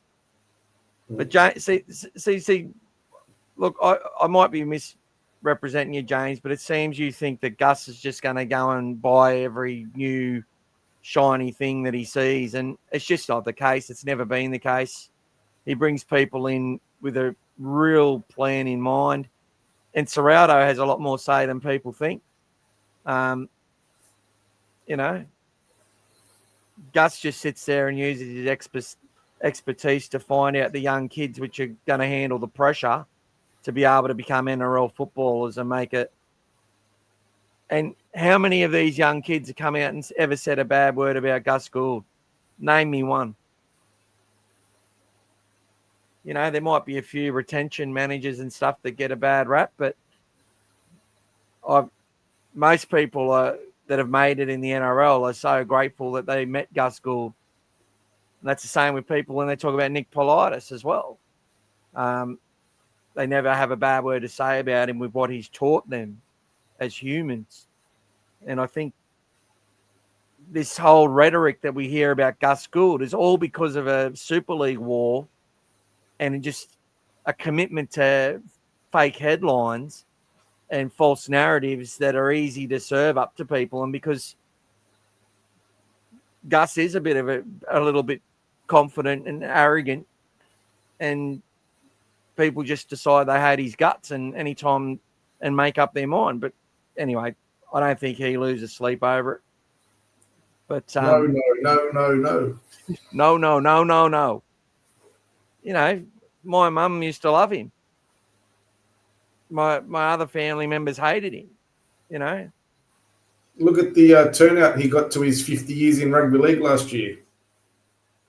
It shows you that what people really appreciate. He actually passed away, I think, the Chinese meal, dude. What is the charge? Eating a meal? Succulent Chinese meal? Get your hand up, mate.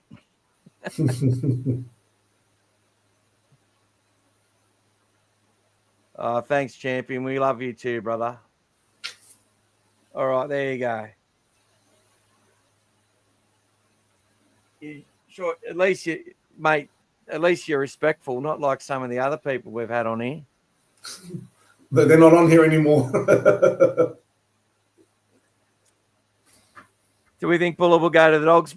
Don't know about it, but I'd say we're definitely interested. And there's people on West's fan forum saying that he will be coming to us.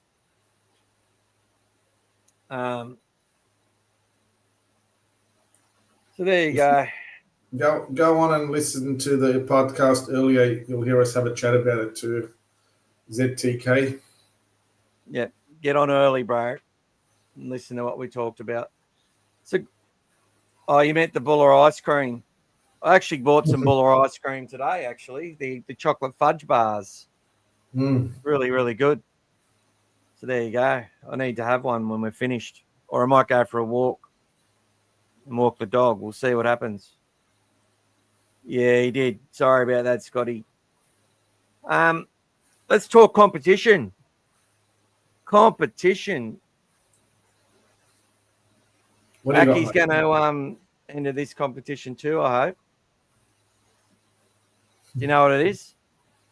What is it? So it'll be the best, name your best, the 19 players, first of all. But you got to name them in order, right? So the 17 that are going to start the game. Now, if it's extended to a 19-man bench for the actual game with the rule change, well, it'll just be your 19. But you need to name the 17 you think will run out onto the field. It'll be named 1 hour before the game starts at Vegas, and will run out onto the field. And if you get that correct, or the people who get closest to it, they'll be able to win a prize. I'll have some merch, some Dogfather Media merch. Got an All Things Bulldogs 2026 calendar with photos of Bulldogs players on it. It's all right. We've got a whole heap of stuff. I've still got some license plates. I think I got Jacob Carraz and the Fox. Or I've got Preston and the Fox, one of those two. Or if someone wants something specific, I can do them up. I can actually create, those canvases and stuff like that. You just need to get one that you put it on top of, or I can probably even get that organised as well. Lots of stuff we can do.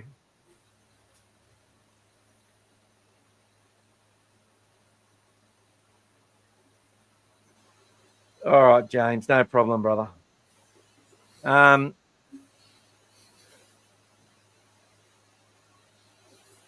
you got your team ready yet, Gas, that you think they're going to pick? I've got a good idea about what I would pick, but I think we'll have a good episode about that as well in the lead up. Yep. And for anyone who's asking as well, I think Aki was mentioning earlier the Bulldogs against the Dragons game at Jubilee. Against the Cowboys. Oh, the Cowboys. Sorry. Yeah. The Cowboys. Yeah, they've released the tickets for the game against the Cowboys trial at Jubilee, the one that's at 5:30 on Saturday, the trial game. Yeah, I think the tickets start from $15. Yeah, $15. Yeah, so Great anyone who's keen to go see the Dogs, so have a look. The banner will be out there. We'll be out there supporting the team at Jubilee, Bulldogs versus Cowboys. So that'll be tickets start from $15. They've gone live today. So. And are we playing a week later? A week later, we're playing the Knights in Newcastle. Correct. And then we've got a 2-week lead into Vegas. Yeah, that's 2 weeks before as well. Yeah. So I think the 7th. In 1 month we play our first game. So tomorrow month. It'll be really interesting. Might be a good question for us to ask Gus on Twitter if anyone wants to do it. The more people that ask, the more likely is to say, are we likely to see more of our first grade squad in the first trial or the second trial? Sometimes he might not be open about that because they don't want to affect ticket sales. But all I say, guys, is get there and watch watch our new young players coming through. There should be a few of them playing in both. And I would suggest we might see a player like young Finau Latu in both trials. I I reckon we'll see probably 5 players play both trials, and the majority of our squad will play in one of the trials. I'm just not too sure. I'm thinking might be the Newcastle game, might be the first grade squads, more of them, but I'm not too sure. Usually the first trial is with the younger kids, with more of the younger generation playing than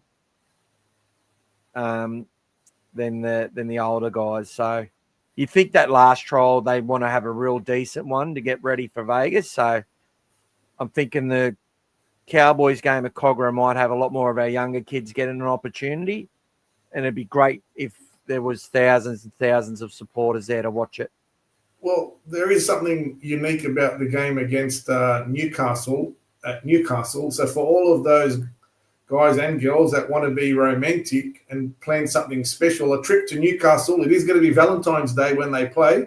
Trip to Newcastle, and you take your partner to see the Bulldogs play against Newcastle in Newcastle. You spend the week, you spend the night there. That's something romantic for those guys who want to keep their footy fix and do something special. So especially if you're not going to Vegas, it can be the mini Vegas for you before that. So there's a Valentine's gift, guys. Prepare that. Jump ahead.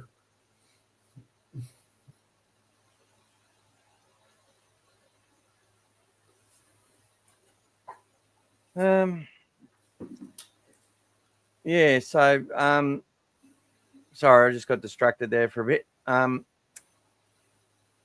Yeah, looking forward to all of that. Got the trials coming up. Have we covered everything on the agenda tonight? Yeah, I think we're all good, mate. We're all good. And you're going to put some more details about your competition later? Yeah, so what we'll do is I'll actually do a video where I explain how the competition works, the rules and what you got to do. We probably want to promote all the channels as best as we can, so it'd be great if we can get some likes and shares and stuff, and anything like that. If you become a member, great as well. And what I might say is that if members in the competition might be will get a better range to choose from as far as a reward goes as well. But yeah, just finalising all that. Not sure, but I reckon I'll bring that out this week. And thank you so much, James. Thank you, Jamie's just done a super chat for $5. So thank you so much for chipping in again, mate. And look, if you win anything, mate, I'm just going to drive it straight to you. So, and I'll say now, if you win the comp, you'll have a choice of a jersey to pick as well. It just might fit you and your entire family at once, because I'm unfortunately they're bloody 7XLs on these O'Neill jerseys. Yeah, the last ones I was in the 4XLs. Like, I think it's because they got to be tight and they try and make them like lifelike for the players and stuff. Jamie says if I could make it to a game in New South Wales, I would, but I've got tickets to all 3 Suncorp games. That's my Vegas. Yeah, well, we definitely got to catch up, and I think that's what we'll do, guys, is try and organise like an All Things Bulldogs catch up for these games, even if it's just in the members bar somewhere, an hour or two before the game, if that's possible. And also try and meet if they're going to have a sign-on day anywhere. I reckon they'll pick one of the games. I've said that a few times where they'll actually have like a signing day or a members day or something like that. I'm actually trying to contact the Bulldogs to see if I can get my one of my sponsors and employers and all clients to actually cater something for them as well. So there you go. I don't think they will, but you don't get if you don't ask. Scotty's already got a team out there. We'll go through that quickly. How much time we got? Probably got 2 minutes left, guys. Yeah. Connor Tracy, Jacob Carraz, Bronson Cherry, Stephen Crichton, Marcello Montoya, Matt Burton, Lachlan Galvin, Max King, Bailey Haywood, Leo Thompson, Viliami Kickout, Jacob Preston, Kurt Mann, Jamin Salmon, JH.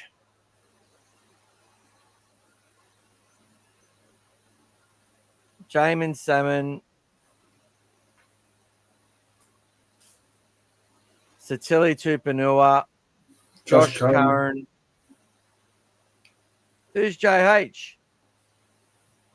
Where's he going on the bench? Who's JH?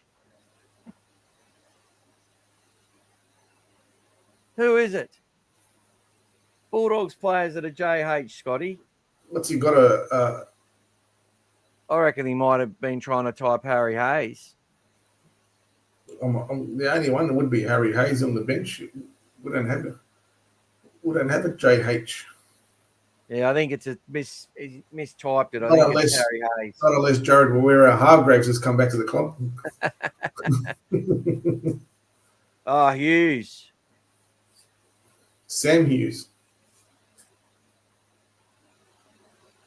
Jay Hughes. It's Sam Hughes. Sam Hughes. He's left He's left me mate Harry Hayes out of the team. You can't leave Harry out. Yeah. Look at him. Harry might be in front of JC at the moment. Harry Hayes. All right. All right. That's all right, mate. You've had a good night, Scotty. It's all good, mate. Oh, I've got all these little sounds I can play and stuff. Look at this. Drum roll.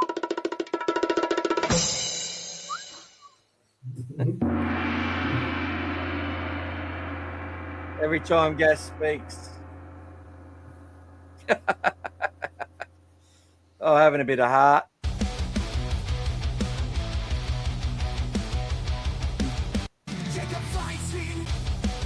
That's like your music, mate. That was actually a Harry Hayes song there, but this one's a King Perez song.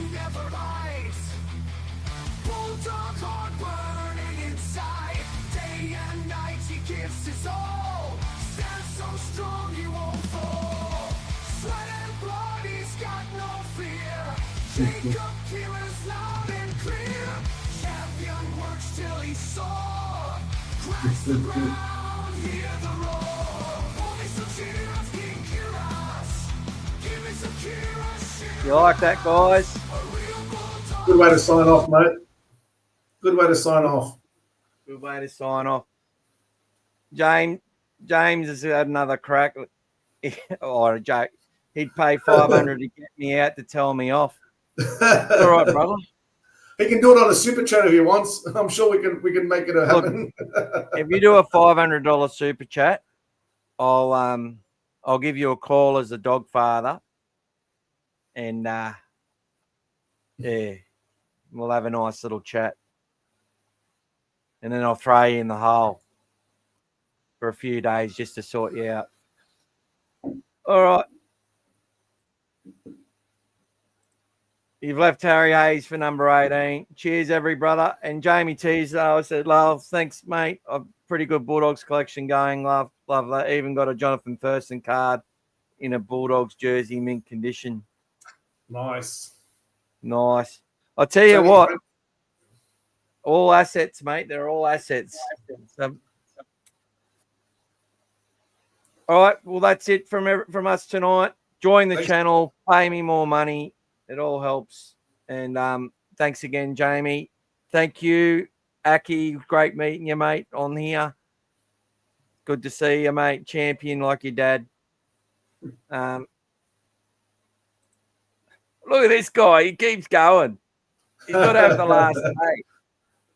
All good, Yeah, mate. I reckon. Let's go, buddy. See you all next week, boys and girls. Take care. I love you, James.